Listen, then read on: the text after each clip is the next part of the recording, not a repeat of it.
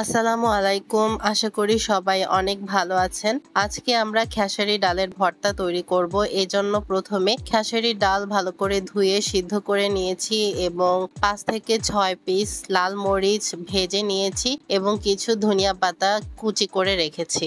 ভাজা লাল মরিচগুলো হাত দিয়ে ভালো করে গুঁড়ো করে নিতে হবে। ভর্তাটি আপনাদের ভাইয়া বানাচ্ছে। আমাদের বাসায় ভর্তা খেতে সবাই পছন্দ করে। 2-1টা আইটেমের ভর্তা কোনো বেলায় থাকলে সেই বেলায় ভাত একদম শেষ হয়ে যায়। ভর্তা থাকলে ভাতের সাথে আমার আর অন্য কোনো তরকারির প্রয়োজন হয় না।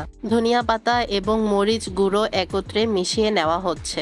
এখন ডালের সাথে সবগুলো মিশ্রণ ভালোভাবে মিশিয়ে নিতে হবে যেন সব জায়গায় সবগুলো উপকরণ ভালোভাবে পৌঁছায়। ডালগুলো কিন্তু আগেই লবণ দিয়ে ভালো করে সিদ্ধ করে নিয়েছিলাম যেন পরে আর লবণ দেওয়ার প্রয়োজন না হয়, কিন্তু আপনারা চাইলে পরেও লবণ যোগ করতে পারেন। সবগুলো উপকরণ একত্রে মাখানো হয়ে গেছে। এখন চুলায় একটি কড়াই দিয়ে কড়াইতে সরিষার তেল দিয়ে দিতে হবে। পরিমাণ মতো সরিষার তেল দিয়ে দিয়েছি। কড়াইয়ের তেল গরম হয়ে আসলে ডালের মাখানো মিশ্রণটি তেলের মধ্যে দিয়ে দিতে হবে এবং ভালোভাবে ভেজে নিতে হবে। খুন্তি দিয়ে ডালের মিশ্রণটি তেলের সাথে ভালোভাবে মিশিয়ে দিতে হবে এবং এক পাশ হয়ে গেলে অপর পাশ ভালোভাবে উল্টে দিতে হবে। বারবার নাড়তে হবে যেন পোড়া না লাগে। পোড়া দাগ লাগলে কিন্তু খেতে ভালো লাগবে না। প্রায় অনেকক্ষণ ধরেই এই মিশ্রণটি তেলে ভাজতে হবে, কারণ খেসারি ডালের একটি কাঁচা গন্ধ আছে। এই গন্ধটি যতক্ষণ পর্যন্ত পুরোপুরিভাবে না যায় এবং তেল যতক্ষণ পর্যন্ত ভালোভাবে শুকিয়ে না আসে ততক্ষণ পর্যন্ত এই মিশ্রণটি ভালোভাবে ভেজে নিতে হবে।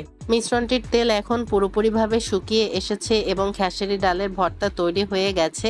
আপনারা সবাই বাসায় এই রেসিপিটি অবশ্যই ট্রাই করবেন এবং এই খাবারটি খেতে অনেকেই পছন্দ করেন। সবাই ভালো থাকবেন এবং সুস্থ থাকবেন। আজকে এ পর্যন্তই। আল্লাহ হাফেজ।